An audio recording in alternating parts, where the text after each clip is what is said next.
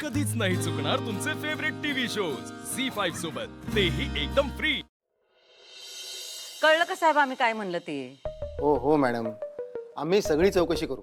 आता कसं आहे, तुम्हाला का नाही एकच बाजू कळली, म्हणजे त्या म्हणल्या की आमचा छळ झाला, आम्हाला मारहाण झाली, तक्रार केली त्यांनी, तुम्ही ती लिहून घेतली। हां, पण ह्या सगळ्याला आमची पण काही बाजू असेल का नाही? हां, अहो तुम्ही या आमच्या घरला, विचारा आमच्या घरच्यांना की आम्ही कधी बाबा सुनबाईंचा छळ केलाय काय? हां, कसं आहे ना, आमच्या सुनबाई मास्तरीनबाई आहे, त्यामुळे त्यांचं जास्त लक्ष शाळेत असतंय। आणि आम्ही बी त्यांना म्हणलं, तुम्हाला शिकवणं आवडतं का नाही, करा नोकरी। खरं सांगायचं तर आम्ही शिक्षणाच्या विरोधात आहोत, हां, पण तरी बी आम्ही त्यासनी म्हणलं, तुम्हाला आवडतं ना, मग तुम्ही करा, नोकरी करा, काय प्रॉब्लेम नाही आम्हाला। आता तसं बघायला गेलं तर आम्हाला काय त्यांनी नोकरी करायची गरज नाही, म्हणजे जळता जळणार नाही एवढी इस्टेट आहे हो आमच्या सूर्यवंशांची। पण कसं आहे साहेब, त्यांना त्यांच्या घरचं पण बघायचंय ना व, आई वडिलांचं वय झालंय, त्यामुळे त्यांचा सगळा जो काही पगार येतोय, आई वडिलांकडे पैसे द्या, काही म्हणणं नाही आमचं। बघितलं का, अशा आहेत आमच्या आई साहेब, त्यांनी आतापर्यंत सगळ्या बाबतीत सपोर्टच केलाय मास्तरीनबाईंना। हो, पण त्यांचं म्हणणं आहे की ह्या मॅडमनी त्यांचा छळ केलाय। आता कसं आहे ना साहेब, आजकालच्या पोरींना जर मोठ्यानं बोललं तर असं वाटतंय की भांडण झालं, वरडल्या आपल्यावर। आता आम्हाला सांगा, घर म्हणलं की भांड्याला भांड लागणार का नाही? हा, सासू सुनीमध्ये छोट्या मोठ्या कुरबुरी व्हायच्याच की हो, काय हो अधिपती, बरोबर का नाही?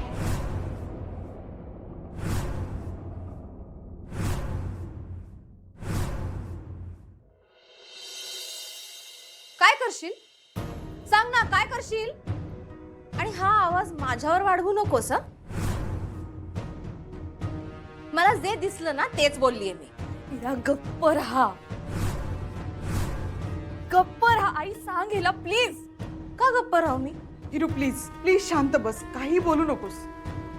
बाबा, का नाही ऐकलं तुम्ही माझं? का नाही ऐकलं तुम्ही? का गेलात पोलीस स्टेशन मध्ये? तक्रार का केलीत? बाबा, अधिपतींना हे सगळं कळलं तर काय वाटणार आहे त्यांना? अगं, पण आम्ही त्यांच्याबद्दल तक्रार केलीच नाही, आम्ही फक्त भुवनेश्वरी मॅडमची तक्रार केली आहे। अहो बाबा, पण त्यांना कळणारच ना भुवनेश्वरी मॅडम विरोधात तक्रार केली आहे। पण मग ते काय बोलतील, कसे रिॲक्ट करतील, मला ना आता कल्पनाही करवत नाही। मला खूप भीती वाटते बाबा। एवढं टोकाचं पाऊल उचललं बाबा, तुम्ही एकदा मला सांगायला हवं होतं ना। इरा, सांगायचं ना मला। आपली घरातली गोष्ट होती, ती अशी डायरेक्ट पोलीस स्टेशन मध्ये घेऊन जायची का? अशी माणसं आहोत का आपण? अशा छोट्या मोठ्या गोष्टींसाठी आपण सामान्य माणसं पोलीस स्टेशन मध्ये नाही जात इरा। तशी माणसं नाहीयेत म्हणजे? अगं ताई, तुझ्यावर अन्याय होतोय हे आम्हाला दिसतंय, आणि तरी आम्ही हातावर हात ठेवून बसायचं अशी अपेक्षा आहे? आम्ही काहीच करायचं नाही? इरा, माझं फक्त एवढंच म्हणणं आहे की एवढं टोकाचं पाऊल उचलण्याची गरज नव्हती। अक्षू, जरा शांत हो। हे बघ, एवढी चिडचिड नको करूस। बाबा, आधीच सगळं कॉम्प्लिकेटेड झालं होतं, तुम्हाला माहिती आहे ना, आता अजून कॉम्प्लिकेटेड झालंय। तुम्हीच सांगताना नाती तोडणं सोपं असतं, जोडणं अवघड असतं। अगं, पण भुवनेश्वरी मॅडमनी ऑलरेडी नातं तोडलेलं आहे ना। अहो, ते नातं मी मानतच नाही बाबा। मला अधिपतींची काळजी वाटते, त्यांना काय वाटेल याची काळजी आहे मला। ते नातं मला जोडायचंय, आणि तुम्ही असं पोलीस स्टेशन मध्ये तक्रार करून आलात, आता कसं जोडणार मी नातं? जोडायचंय असं तूच म्हणतेस ना ताई, याचा अर्थ तुटलंच आहे ना सगळं? आमचं नातं तुटलेलं नाहीये आणि कधीच तुटणार नाही। आमच्यामध्ये गैरसमज झाले होते, एक भेट पुरेशी होती ग इरा। आम्हाला एकदा भेटायचं होतं, भेटून सगळ्या गोष्टी सुरळीत झाल्या असत्या। मला माहितीये ना, मला विश्वास आहे आमच्या नात्यावर। मी तोच प्रयत्न करत होते भेटण्याचा, तोवर तुम्ही तक्रार करून आलात। तर काय वाटणार आहे अधिपतींना मला खरंच कळत नाही, काय वाटेल त्यांना? बाबा, तुम्ही विचार करा, त्यांना असं वाटेल की मास्तरीनबाईंची फॅमिली डायरेक्ट पोलीस स्टेशन मध्ये गेली आणि माझ्या घरच्यांविरुद्ध तक्रार केली। हे काय आहे? आपण सामान्य माणसं आहोत, आपण असं डायरेक्ट पोलीस स्टेशन मध्ये नाही जात. मी बोलले असते अधिपतींशी, सगळं सॉल्व्ह झालं असतं, बोलून प्रश्न सॉल्व्ह होतात आमच्यात, मला माहितीये. ही गोष्ट चव्हाट्यावर आणण्याची गरज नव्हती बाबा. मग आम्ही काय करायचं होतं? म्हणजे तुझ्यावर हल्ला झाला ह्याच्याबद्दल फक्त चर्चा करायची होती का? की बापरे ताईवर हल्ला झाला, बापरे ताईचा गळा दाबला, हे असं करायचं होतं का आम्ही? ताई तुला कळत कसं नाहीये? तू समजून का घेत नाहीयेस? मला त्यांची भीती वाटते ग. ते ना साधी माणसं नाहीयेत, राक्षस आहेत, राक्षस. आणि जर त्यांना त्यांच्या कृत्याची लाज वाटत नसेल ना, तर निदान पोलिसांच्या करवी त्यांना धाक दाखवला पाहिजे. अगं इरा, मी तुला सांगितलं ना, गप्प बस. बस ना तू गप्प, काय प्रॉब्लेम आहे? ताई हे बघ, मला असं वाटतं ना की तू प्लीज एकदा आई बाबांच्या मनाचा विचार कर. म्हणजे कसं आहे, तू अधिपतींचा जेवढा मनाचा विचार करतेस ना, त्याचा 1% जरी तू आई बाबांचा विचार केलास ना, तर तुला जाब विचारण्याची हिम्मत नाही होणार. आणि तुला पुळका कुणाचा आहे ग? सांग ना. ज्यांनी तुला मारहाण केली त्यांचा आहे.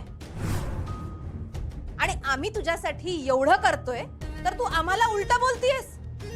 तू ना ताई कोडगी झालीयस. त्यांची सून झाल्यापासून 1 नंबरची कोडगी झालीयस. तुला मारहाण केली तरी तुला काहीच वाटत नाहीये. मला तर वाटतं ना तुला हौस आहे मार खाण्याची. नाही, तू खाऊन घे मार, त्याचं काही नाही. पण त्यांनी बाबांना ढकललं. जेव्हा त्यांनी बाबांना ढकललं ना, तेव्हा खरं तर तूच पोलीस स्टेशनला जायला पाहिजे होतंस. पण ते राहिलं बाजूला. तू काय करतेयस? तू फक्त डिफेंड करतेयस. तुला झालं काय नक्की ताई? तू काय आतून मेलीयस का? दगड झालीयस तू? इरा, काय आहे तुझी भाषा? मोठी बहीण आहे ना ती तुझी, नीट बोल. आई, तुला फक्त माझी भाषा दिसते, पण त्यांचं वागणं दिसत नाहीये. तो अधिपती आईच्या समोर अगदी नंदी बैलासारखा बुगू बुगू बुगू बुगू मान हलवतोय. तो हिला हाकलून देतोय आणि ही आपल्याशी भांडतीये. बस. खबरदार जर एक शब्द बोललीस तर.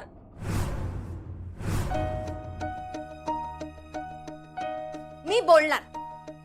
मी गप्प बसणार नाही. त्या नंदी बैलाने त्याच्या आईचं ऐकून तुला घरातून हाकलून दिलंय. इरा बास. आता मी अधिपतींबद्दल काहीही बोललेलं खपवून घेणार नाहीये. आणि मला हाकलून नाही दिलंय. ती स्वतः घराबाहेर पडली. हा बरोबर आहे. पण मग त्यांनी काय केलं? काहीच नाही. तू इथे आलीस तेव्हा त्यांनी तुझी चौकशी केली नाही. मला तर असं वाटतंय ना की त्यांच्यापेक्षा तो कमल, तो कैक पटीने बरा होता. किती प्रेम केलं त्याने तुझ्यावर. तुझ्या बरोबर लग्न करावं म्हणून काय काय नाही केलं त्याने. तुला काय एवढा पुळका आहे ग त्या अधिपतीचा? हा चटक लागली तुला पैशांची आणि हाजी हाजी करायची. झी5 ॲप डाउनलोड करा आणि पहा सर्व एपिसोड्स एकदम फ्री.